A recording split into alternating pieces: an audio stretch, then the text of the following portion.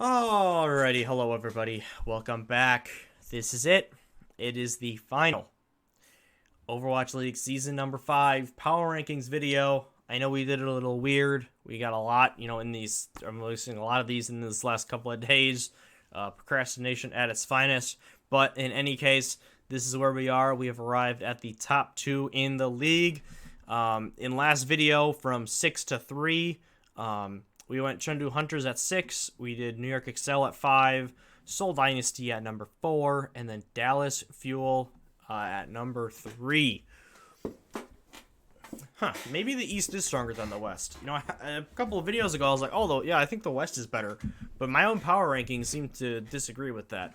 Let me know what you think about that, if West or East is a bit better. But in any case, this is it. We got number 2 in the league is the Los Angeles Gladiators. So, obviously, if you guys have watched videos before, you know that I am a Gladiators fan.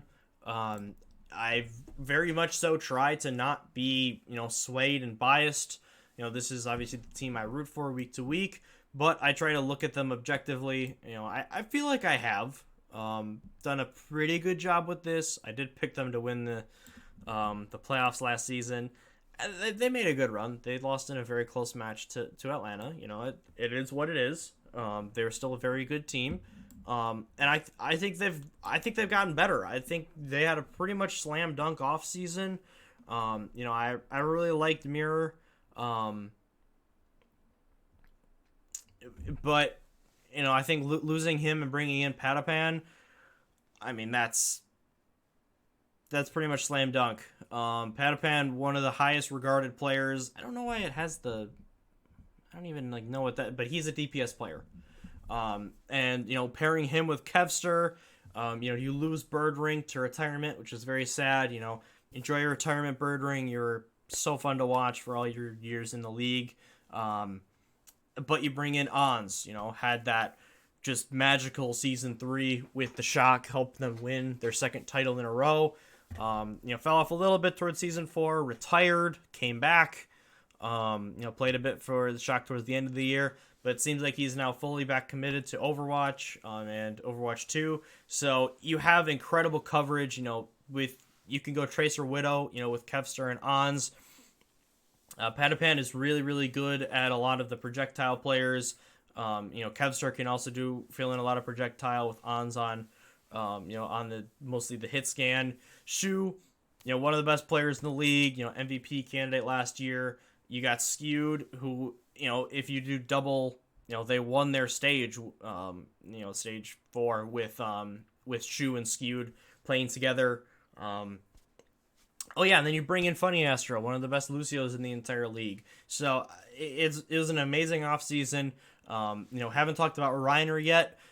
Really, ironically, really, really good Reinhardt player. I think he's gonna like the new Doomfist a lot.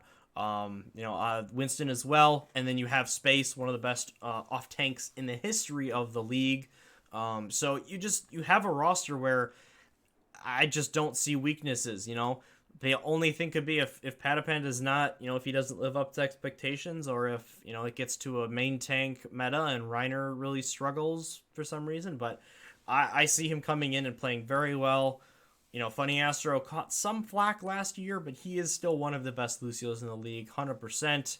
And you have insanely good coverage, otherwise. So, again, this is a stacked roster. They should be one of the best teams in the league.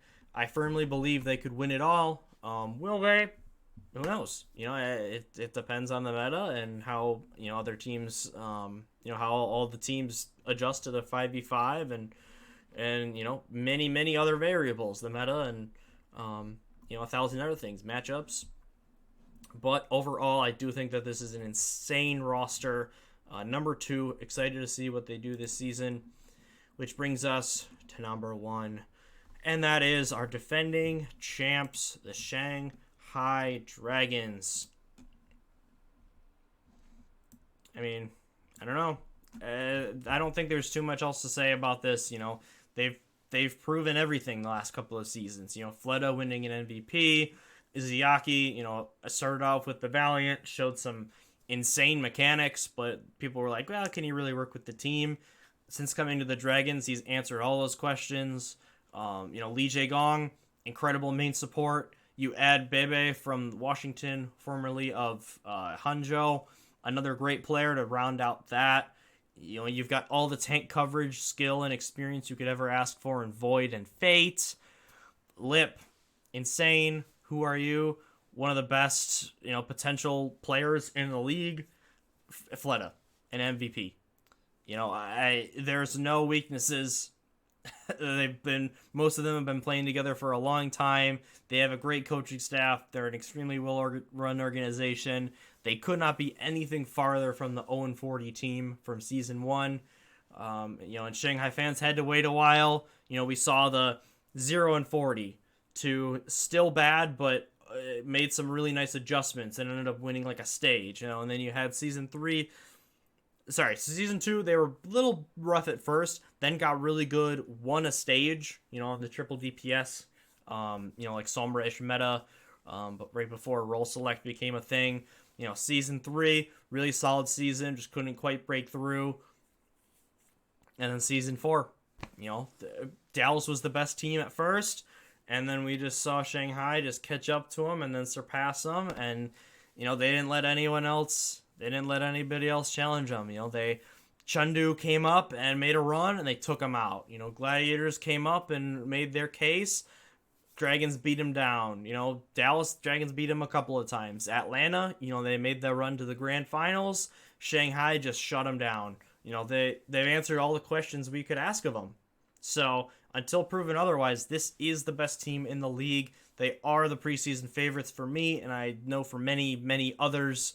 This is not a surprise, but I think it would just be blasphemy. I don't care how good Gladiators, Dallas, any of those teams. I don't care how good their rosters look right now. It is all about the Dragons until proven otherwise. They are the reigning kings, so they take number 1. All right. Probably a bit of a shorter video on 2-1, but that's what I think. I think these are the top 2 teams in the league. It's the Dragons League until somebody proves that they can, that they can face the man when it matters and take him down. So let me know what you think down in the comments below. In the description or in a comment, I'll put down my whole list of from 20 to 1. So you guys can look at it, all at once. Let me know what you think. What are my big misses? What are big, maybe wins? Any teams or players in particular you think that are going to really just pop off and make a big impact this season? Or, any teams or players you think are going to regress? I think either one is a fascinating statement. Obviously, we never want to, attack any players or anything like that. But just in terms of playing the video game, do you think they're going to be better? Think they're going to be worse? I'm very curious to hear what everyone has to say.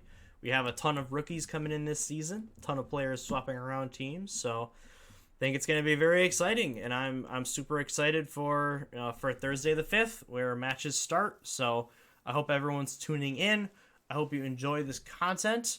Again, comments, anything like that is much appreciated. I do this, not for money or popularity, anything like that. I do it because I love talking Overwatch League, and I want other people to talk to as well with it, and I want this to be a place where we can all just talk, discuss, and share information, share hot takes, cold takes, whatever it may be. So that is the end of the power rankings. Thank you guys very, very much for watching. And that's going to be it.